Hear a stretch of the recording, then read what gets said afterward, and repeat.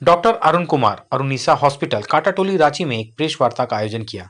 इस वार्ता में डॉक्टर अरुण ने बताया कि उन्होंने जुवेनाइल नेजोफिरिंजियल एंजियोफाइब्रोमा एक मरीज का रोग से ग्रसित था। यह रांची के कई अस्पताल में इलाज कराने के लिए गया था।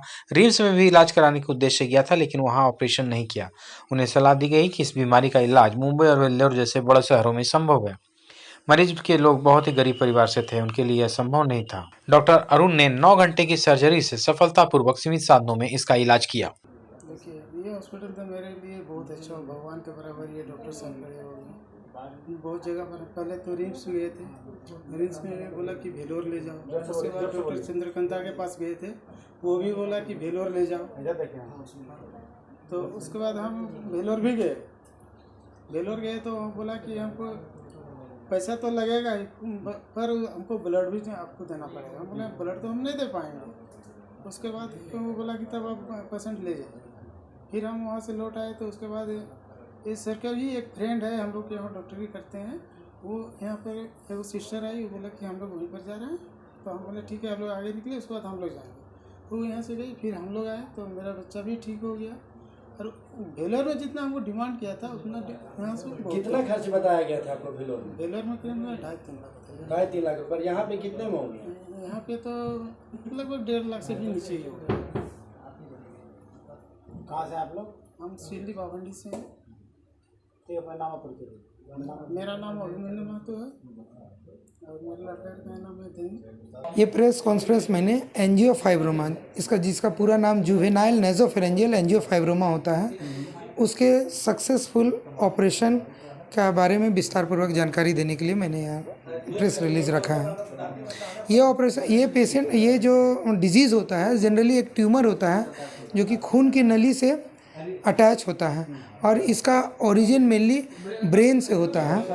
तो ये ट्यूमर इसीलिए ख़ास होता है कि इस ट्यूमर में खून की नली अटैच रहती है। अगर इस ट्यूमर को आप कट कीजिएगा या फिर किसी तरह से भी उसको हटाने का कोशिश कीजिएगा तो वो एक्सेसिव ब्लीडिंग होता है और ऑन द टेबल पेशेंट का डेथ हो जाता है। इसीलिए ये ऑपरेशन बहुत कॉम्प्लिकेटेड है और रांची के लगभग सभी बड़े संस्थान ने इस ऑपरेशन को करने से इनकार कर दिया था।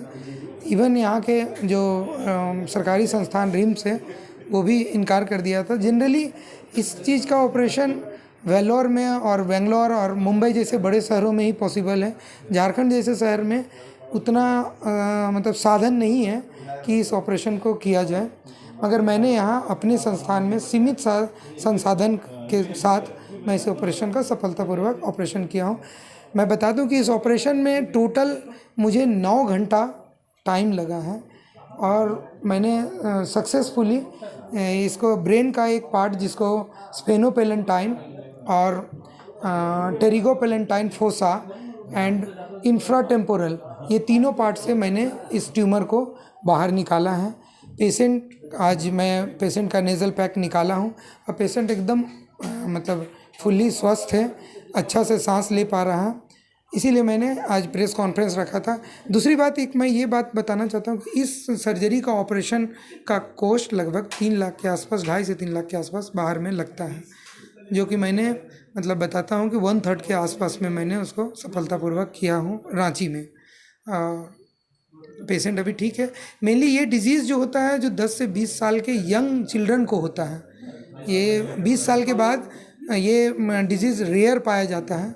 और इसी में होता क्या है कि एक्सेसिव, इसका मेन ये होता है कि जैसे ये ट्यूमर फटता है तो नाक से एक्सेसिव ब्लीडिंग होने लगता है और ये ब्लीडिंग किसी चीज़ से, नेज़ल पैकिंग से या कॉटरी करने से ये रुकता नहीं है, क्योंकि ये ट्यूमर में के साथ मैंने पहले भी बताया कि अटैच रहता है एक खून की नली, और खून की नली मेरी आर्टेरियल ब्लड होता है, ना कि वेनस ब्लड, जो कि पंप के साथ, प्रेशर के साथ ब्लड उससे गिरने लगता है। तो इसको रोक पाना मुश्किल होता है। इसीलिए इस ट्यूमर को किसी भी डॉक्टर, कोई भी डॉक्टर हाई रिस्क केस में इसको लिया जाता है, इसीलिए ये झारखंड में संभव नहीं हो पाता है।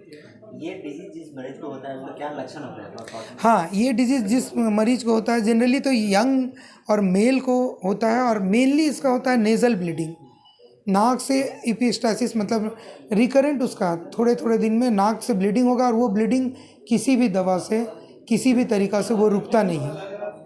यही मेनली इसका ये है। हाँ, दूसरा है कि ये ट्यूमर इतना बड़ा होता है कि नाक से सांस लेने में पेशेंट को परेशानी होती है।